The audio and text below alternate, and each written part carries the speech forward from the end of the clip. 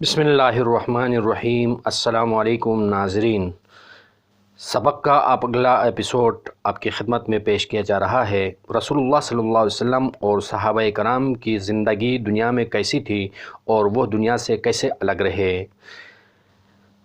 21,003 سیدنا ابو ہریرہ رضی اللہ تعالیٰ عنہ کہتے ہیں کہ رسول اللہ صلی اللہ علیہ وسلم نے یہ دعا فرمائی: اے اللہ، محمد صلی اللہ علیہ وسلم کی آل کو وہ روزی عطا فرما جس میں ان کا گزارا ہوتا رہے۔ عبادت، میاں نراوی اور اس پر ہمیشگی کرنا۔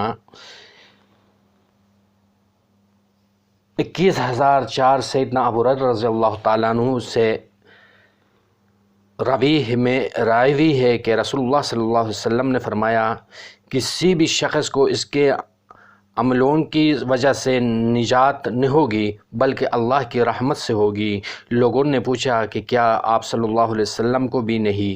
تو رسول اللہ صلی اللہ علیہ وسلم نے فرمایا: ہاں، مجھے بھی نہیں، مگر یہ کہ اللہ کے تعالیٰ کے رحمت مجھ پر ڈانپ لے۔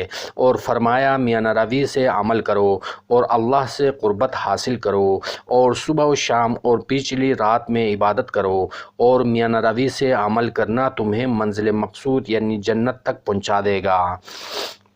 21,005 صحیح بخاری شریف ام المومنین عائشہ صدیقہ رضی اللہ تعالیٰ عنہما سے مروی ہے کہ رسول اللہ صلی اللہ علیہ وسلم سے سوال کیا گیا کہ اللہ تعالیٰ کو کون سا عمل پسند ہے؟ فرمایا: ایسا عمل جو ہمیشہ کیا جائے اگرچہ تھوڑا ہو۔ اللہ تعالیٰ سے امید اور ڈر دونوں رکھنا۔ 21,006 صحیح بخاری شریف سیدنا ابو ہریرہ رضی اللہ تعالیٰ عنہ نے کہا کہ میں نے رسول اللہ صلی اللہ علیہ وسلم سے سنا، فرماتے تھے: اللہ تعالیٰ نے جس وقت رحمت کو پیدا کیا تو اس کے 100 حصے پیدا فرمائے، 99 حصے اپنے پاس رکھے اور ایک حصہ پوری مخلوق کی طرف بھیجا۔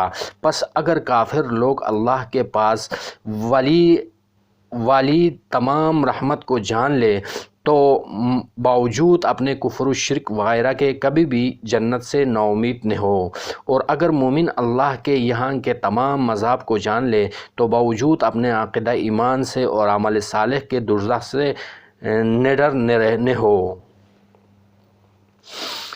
زبان کو روکے رکھنا۔ نبی کریم صلی اللہ علیہ وسلم کے اس قول کا بیان کہ جو شخص اللہ پر اور آخرت کے دن پر ایمان رکھتا ہو اس کو چاہیے کہ اپنی بات کہی ورنہ خاموش رہے۔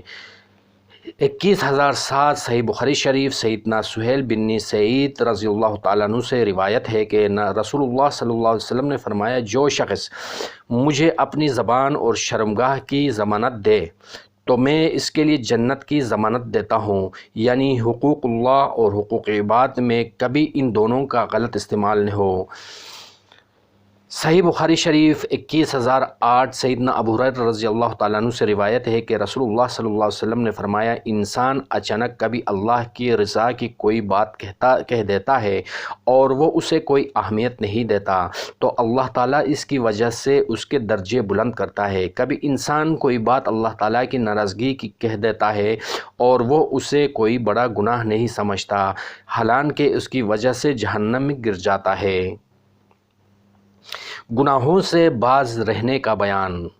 21,009 سیدنا ابو موسیٰ رضی اللہ تعالیٰ عنہ سے روایت ہے کہ رسول اللہ صلی اللہ علیہ وسلم نے فرمایا: میری مثال اور اس کی مثال جو اللہ نے میرے پاس بھیجا ہے اس شخص کی طرح ہے جس نے کسی قوم سے آ کر کہا کہ میں نے اپنی دونوں آنکھوں سے دیکھا کہ ایک لشکر دشمنوں کا آتا ہے اور میں تمہیں صاف صاف ڈراتا ہوں کہ تم اس سے بچو۔ ایک گروہ نے اس بات کو مانا اور رات ہی رات وہاں سے چل دیا، وہ تو بچ گیا، اور دوسرے گروہ نے اس کا کہنا نہیں مانا۔ صبح کو وہ لشکر آ پہنچا اور اس نے انہیں مار ڈالا۔